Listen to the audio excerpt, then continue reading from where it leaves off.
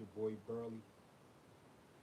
52 Block Late Night Talk. That's right. We saving. We bringing our 52 Block Late Night Talk for all of the blockheads out there, uh, striving to be a 52 block practitioner or 52 block fighter. And you may got questions about it, but we ain't even gonna focus on the questions more than we gonna focus on the segment, the content.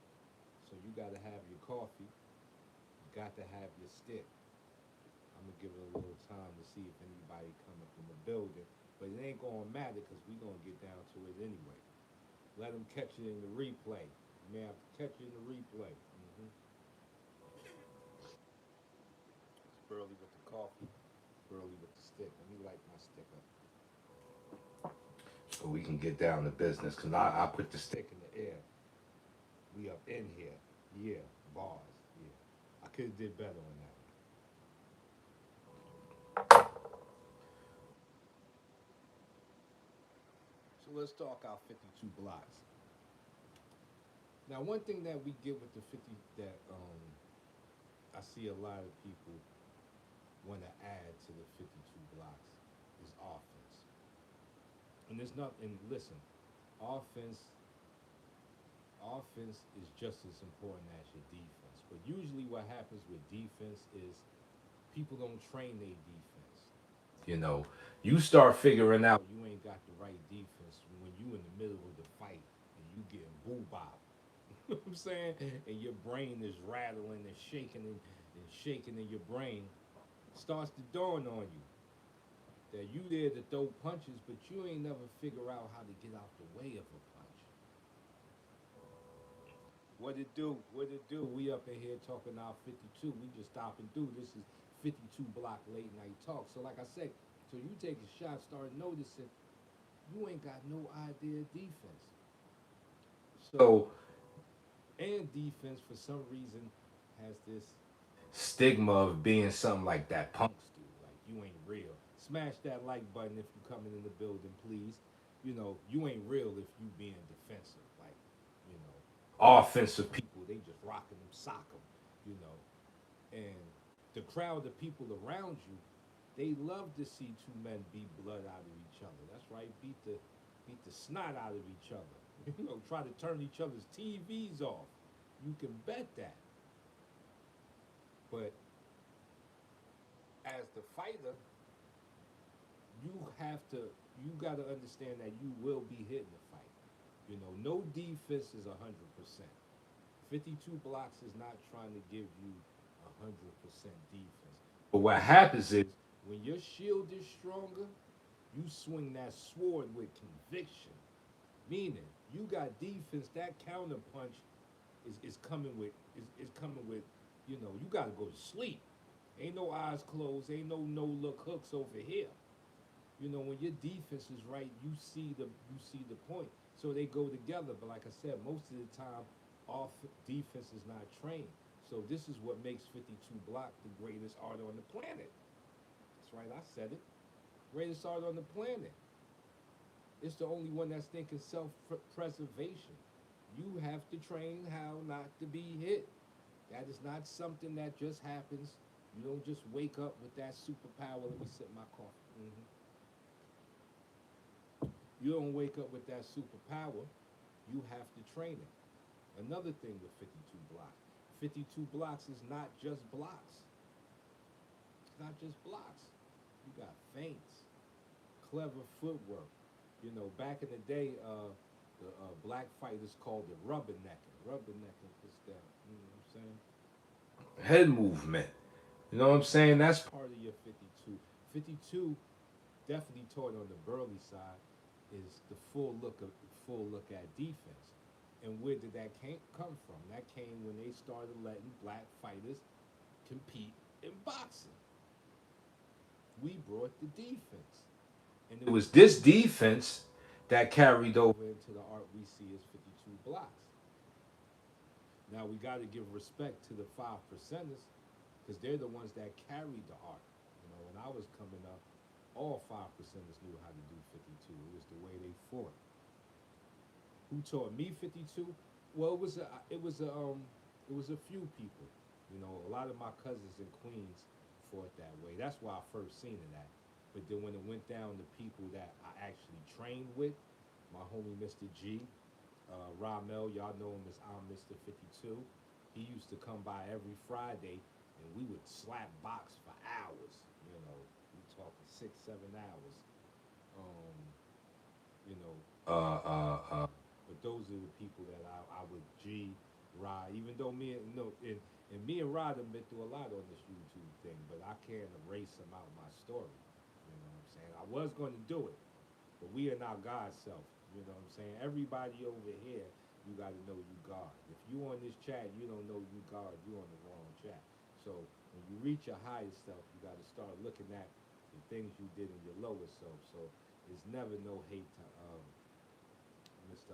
Mr. 52. You know, we definitely had our disputes and disagreements, but I can't erase him from the story. You know what I'm saying? He came through, and it was a lot of, you know, without his training, you know, a lot of the training I did with him was a lot of the training that I was able to take into a real fight. And I had a real fight not too long. I think it was like a couple of months.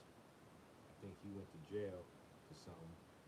And I had a fight uptown on 139th Street with this guy named Rob. And Rob was big. He was cut up. Oh, he had the muscles and all that. I'm second guessing myself. Like, yeah, this is gonna be something. And he had a giant knife, but they disarmed the knife. I had a little razor blade. I threw my razor blade down. Like, yeah, we gonna do this right. So when he set up, I can tell he was tense. Like I could see his veins popping out through his arms and all that. He was bigger than me. He was taller than me.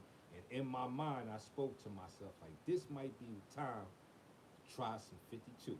You know, this may be the time to see if this can handle the real thing.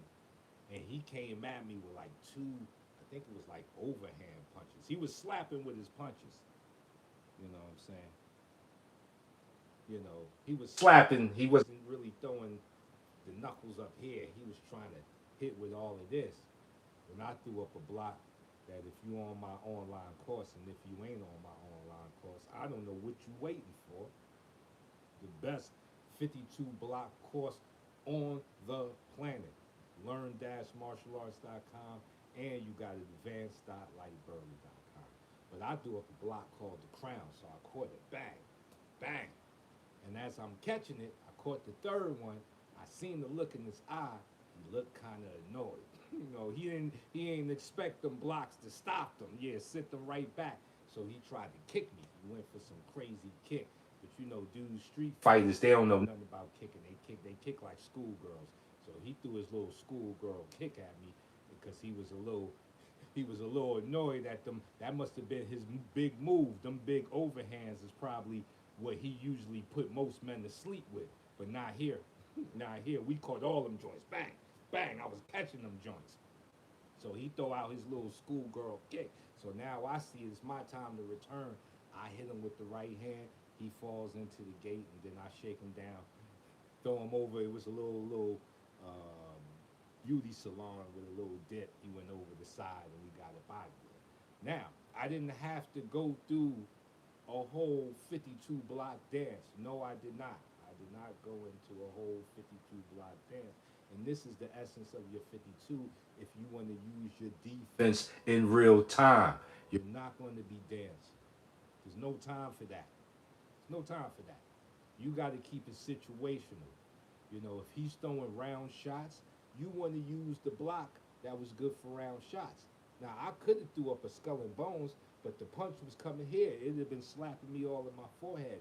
My block selection was on point. The crown is what I needed. And the crown works for them sloppy overhands. Like somebody throwing them sloppy overhands, you can catch them joints. But I didn't have to go into a whole dance. And that's the essence of using your 52. Now, in the fights back in the days, did they have a lot of swag? Yeah, but that was usually after like they done caught you with a shot, put you on Queer Street, then they start getting real fantastical on you. It becomes like a show. But that was after you was an injured bird. You know, you already on injured reserved already. they dancing on it. But when you fighting the live wire, because we're gonna keep it real on this channel here, we talking about real fighting. When you fighting the live wire, your blocks must fit what's going on. You know what I'm saying? It must fit what's happening. And listen, there's only two ways to throw punches: straight or round. Nobody got a zigzag punch. You either coming round over the top, round the corner, or coming down the middle. And when you start moving with your opponent, this is what your jab is for. Now, uh, can we consider the jab a part of 52? Yes, sir. You know why we can consider the jab a part of 52? I'm gonna tell you why. Because the jab was created by a melanated man. That's right. Created by a black man. Uh huh. I think what was it? Was it Peter Jackson? But it was Joe Gans that that perfected the jab.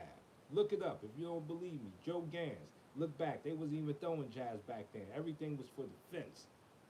And your jab is one of your most defensive offensive weapons. Offensive because you can touch him with it, but you ain't trying to kill him. You know, if you're really trying to use that jab right, you ain't trying to like knock nobody out with your jab. You're trying to find your range, see if you can touch him, put something on him, so you can find him with the big right hand, and you can throw your jab out there to keep people from jumping in because nobody wants to run into a punch. You know what I'm saying? Real simple. Keep your fight simple.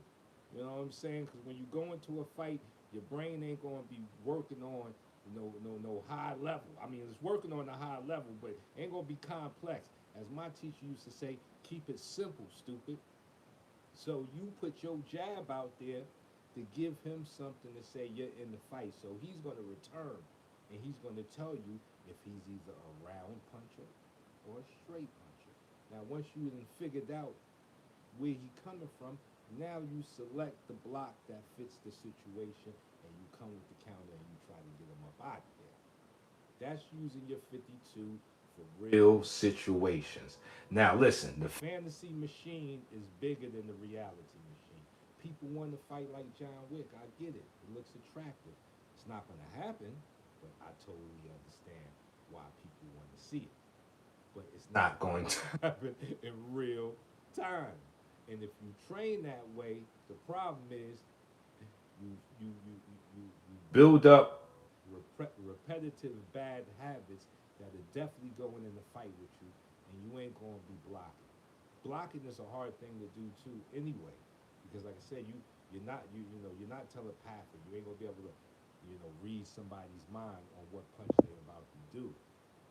You got to get them to fall into their habit, because we humans, we all have a habit. People going to stick with their habit. If they're wide swingers, that's what they're going to do, and that's what you want to see. If they want to grab you, if I throw my jab out and you try to grab me, I know you ain't come to punch. You came to wrestle. See, and that's why the jab is important. You know what I'm saying? More important than all of this type of stuff.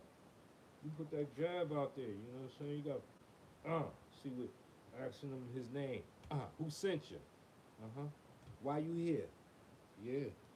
Back up, son. Yeah, yeah. Oh, you too close. Uh-huh. Double it up on you.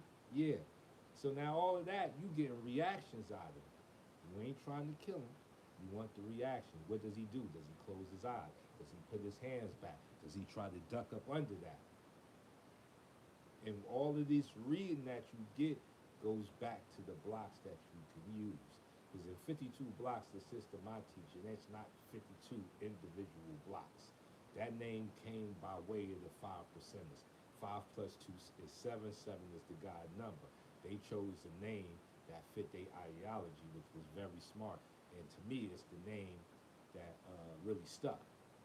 This is the name that really carried on. Like, it could have been, I've heard all of the stories. I ain't going to get into that. But we can even get into the prison thing, as far as 52 going into the prison, where you got brothers taking the fighting style into a smaller area, altering how they did. I don't know what the altercation was. I wasn't there for that part. I could only get the information from the brothers that was there and was talking, and there's brothers that talk on it. You get your information from there. But the line came from the black boxers: Joe Gans, Peter Jackson, George Dixon, um, the Boston Tar Baby. Um, I'm trying to think of all of the original joints. The Charlie Burleys. You know what I'm saying? That's where the underline of the fight system, which is defense, came from, and then it morphed into his thing. So I'm pretty sure the brothers inside, you know, maybe they had to, you know, because you got to move, you know, uptown that I do. It's this big, but if you in the smaller area, you probably want to do it smaller. You know what I'm saying? You want to shrink your moves down, and all of that's cool too. You know what I'm saying? Because I'm brothers in there scrapping, so you definitely going to have your defense on. But the underline of 52 is understanding your defense, building up your self-preservation. Your defense also becomes your de-escalation. If you're heavy on defense, you can talk yourself out of most. You can talk yourself out of most fights. Most people don't want to fight. You know, so unless you did something, you got a real violation against them. Most people don't want to fight. But when you train in your defense, you also become defensive. It goes into your soul. Your words become more de-escalating instead of escalating, because that is the byproduct of offense. When you're an offensive monster, you're like a gun with a hair trigger. You waiting to pop off. You know, anything can set you off. And that's why your offense must be tempered. That's why if you got good defense and you practice your defense and you practice your 52 blocks, it'll temper your offense. You know, you'll be cooler. Just because you got a left hook don't mean you can be out there left hooking everything. You know, they got them Dracos out there. You mess around, go for the boo bop and get hit with 100 shots. I don't want that to happen to you. Because remember, you God. Everybody on this chat is God. We in our higher self. We in our God self. So because of that, defense is a must. Because defense is your self-preservation. Your self-preservation, you love yourself, you love others, and you stay out of fights. You know, you get around them fights. And then when you have to, you know what you got to do. So, respect to everybody who stopped in. This is going to be happening every night. We stop and do with 52 Block Late Night Talk, where we're going to chew the fat on fighting. And more than just defense. We're going to talk about the offense. We're going to talk about the discipline. Because we got to talk about that too. None of these things work if you don't work. No system works if you don't work. And that's just how it works. It's your boy.